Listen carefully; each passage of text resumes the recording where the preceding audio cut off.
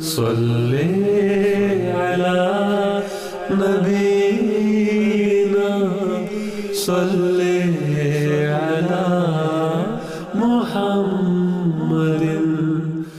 فرمایا جب تم سواریوں پر چڑھ جایا کرو اور قرار پکڑ لیا کرو تب یہ کہا کرو وَتَقُولُوا سبحان الذی سخر لنا ھذا، پاک ہے وہ ذات جس نے اس سواری کو ہمارے لیے مسخر فرما دیا۔ وما کننا لہ مقرنین، ہم تو اس لائق نہیں تھے کہ اس سواری کو اپنے تابع کر سکیں۔ مقرنین کا مطلب ہے لگام ڈال سکیں، مسخر کرنا، جیسے کسی چیز کو ہمیشہ کے لیے دائمی طور پر اپنا غلام بنا لیا جائے اور اپنے مقاصد کے لیے استعمال کیا جائے، اور وہ چیز مجال نہ رکھتی ہو کہ مالک کی مرضی کے خلاف کوئی بات کر سکے۔ یہ مضمون ہے جو تسخیر کے تابع ہے، اور اسی کو آگے بڑھاتے ہوئے فرمایا وما کننا لہ مقرنین، ہم ہرگز طاقت نہیں رکھتے تھے کہ اسے اپنے تابع فرمان کر سکتے۔ وَإِنَّا إِلَىٰ رَبِّنَا لَمُنْقَلِبُونَ، اور یقیناً ہم اپنے رب ہی کی طرف لوٹ کر جانے والے ہیں۔ یہ دعا بھی اس زمانے کے ساتھ خصوصیت سے تعلق رکھتی ہے، کیونکہ پہلی سواریاں جو انسان کے لیے بنائی گئی تھیں، یعنی جانور، ان میں اور موجودہ سواریوں میں بہت بڑا فرق پڑ چکا ہے۔ یہ سواریاں غیر معمولی طور پر طاقتور ہیں، اور ان کا تعلق بھی اسی دجال سے ہے جس کے متعلق میں ابھی دعا پڑھ چکا ہوں۔ اس لیے گو یہ تو نہیں کہا جا سکتا کہ آگے پیچھے تھی دعائیں، یہ اسی لیے رکھی گئی کہ اسی زمانے کی دعائیں ہیں، کیونکہ صورت الگ الگ ہے، لیکن خواہ کوئی اسے حسن اتفاق سمجھے، خواہ اللہ تعالیٰ کی طرف سے ایک خاص تقدیر سمجھے، امر واقع یہی ہے کہ جہاں پہلی دعا کا ذکر ہے اور آخری زمانے کی بدیوں کا ذکر ہے، وہاں اس کے مان بعد جو دوسری دعا ہمیں قرآن کریم میں ملتی ہے وہ یہی دعا ہے۔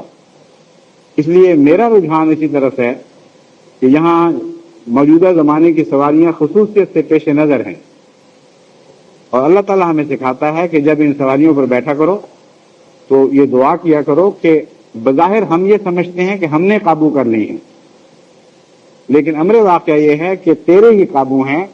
اگر تیرا قانون قدرت ساتھ نہ دے تو یہ سواریاں ہرگز ہمارے قابو نہیں آ سکتی۔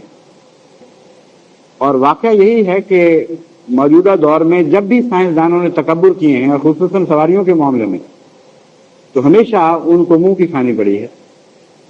ہندوستان میں ایک بہت بڑا جہاز بنایا گیا، اتنا شاندار کہ کہتے تھے کہ کبھی ایسا جہاز نہ بنا، شاید نہ آئندہ بھی نہ بن سکے، اور بہت ہی فخر تھا ہندوستان کو کہ ایسا مسافر جہاز جو ہندوستان سے امریکہ تک سفر کرے گا، پہلے کبھی اس کا تصور نہیں تھا۔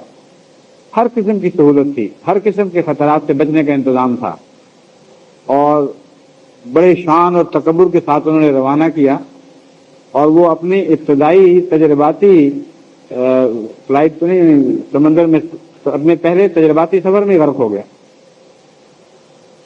اور بے شمار لوگ اس کے ساتھ غرق ہو گئے جو بڑی شان کے ساتھ اس پہلے تاریخی سفر میں شامل ہو رہے تھے۔ جہازوں کا بھی اعتبار نہیں ہے، اعتبار ہو بھی تو قانون قدرت کا مقابلہ نہیں کر سکتے۔ جب طوفان اٹھ کھڑے ہوتے ہیں تو انسانی بنائی ہوئی مشینیں ان کے سامنے بالکل ایک پرے کاہ کی حیثیت رکھتی ہیں۔ جس طرح ایک چھوٹا سا خاک کا ذرہ ہو یا ایک تنکا ہو، وہ اڑتا پھرے، ایسی حیثیت ہو جایا کرتی ہے۔ تو اس لیے احمدیوں کو خصوصیت سے یاد رکھنا چاہیے کہ ہر سواری پر سوار ہونے کے بعد یہ دعا کیا کریں، لیکن اس کے ساتھ ایک اور بھی کلمہ زائد فرما دیا گیا جو بہت ہی پرلطف کلمہ ہے، وہ یہ ہے وَإِنَّا إِلَىٰ رَبِّنَا لَمُنْقَلِبُونَ، ہم نے آخر خدا ہی کی طرف جانا ہے۔ بہت گہرا مضمون ہے جو اس کلمے میں بیان فرمایا گیا۔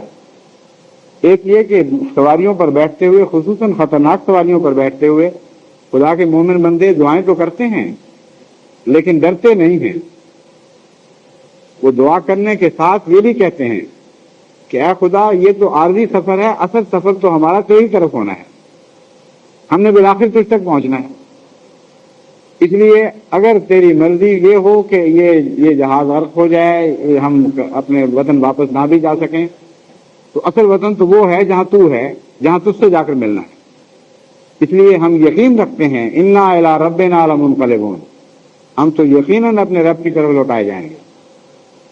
اس کا ایک دلچسپ تجربہ مجھے بھی ہوا. 1965 میں جب میں سری لنکا گیا تو جس جہاز پر میں سوار تھا میرے ساتھ ایک سری لنکا کے ایک وزیر بھی تھے، وہ کیبنٹ منسٹر. اور جب ہم سری لنکا پہنچنے لگے تو اس سے چند منٹ پہلے ایسا خوفناک طوفان آیا کہ میں نے کبھی اس سے پہلے جہاز میں ایسا خوفناک منظر نہیں دیکھا. کوہرام مچ گیا سارے جہاز میں، چیخم چہار اور دعائیں، کوئی بیوی بچوں کو یاد کر رہا تھا، کوئی خدا کو یاد کر رہا تھا، اور بے حد اونچا نیچا جہاز ہو رہا تھا. اور میں اطمینان سے بیٹھا ہوا تھا. مجھے یہ دعا یاد تھی اور میں بالکل ایک ذرہ بھی فکر میں مبتلا نہیں ہوا. خیر وہ خدا نے فضل کیا، وہ کچھ دیر کے بعد اس طوفان سے ہم گزر گئے. جب وہ نیچے اترنے لگے تو اس نے مجھے کہا کہ تم کون ہو؟ میں نے کہا میں مسلمان ہوں. کہتا ہے اس میں اور بھی تو بہت سے مسلمان ہیں تم کون سے مسلمان ہو؟ کہ میں اس بات کو اس کی سمجھ گیا. میں نے اس کو بتایا. کہتا میں حیران ہوں کہ سارا جہاز ایک قیامت کا نمونہ دکھا رہا تھا اور تم آرام سے بیٹھے ہوئے، تمہیں کچھ بھی پتا نہیں. میں نے کہا اس لیے کہ انا الی ربنا لمنقلبون نے ہمیں پیغام دیا ہے کہ یہ سفر ہم چھوٹے چھوٹے کرتے ہیں بعض منازل کو پیش نظر رکھ کر. اللہ تعالیٰ ہمیں یاد کراتا ہے کہ اپنی آخری منزل نہ بھول جانا، وہ منزل اصل ہے، دائمی مقام ہے، تم نے لوٹ کر وہیں آنا ہے. تو میں یہ سوچ رہا تھا کہ آج چلے جائیں کل چلے جائیں، جانا تو وہیں ہے، کوئی فرق کیا پڑتا ہے. تو مومن کو یہ دعا اور اس کے بعد کا جو جملہ غیر معمولی تقویت دیتی ہے. اول تو یہ کہ اس دعا کی برکت سے میرا ایمان ہے کہ بہت سے حادثات سے مومن بچایا جاتا ہے، اور جہاں مقدر ہو بھی وہاں بڑی شان اور تمانیت کے ساتھ خدا کے حکم کے سامنے سر تسلیم خم کرتا ہے.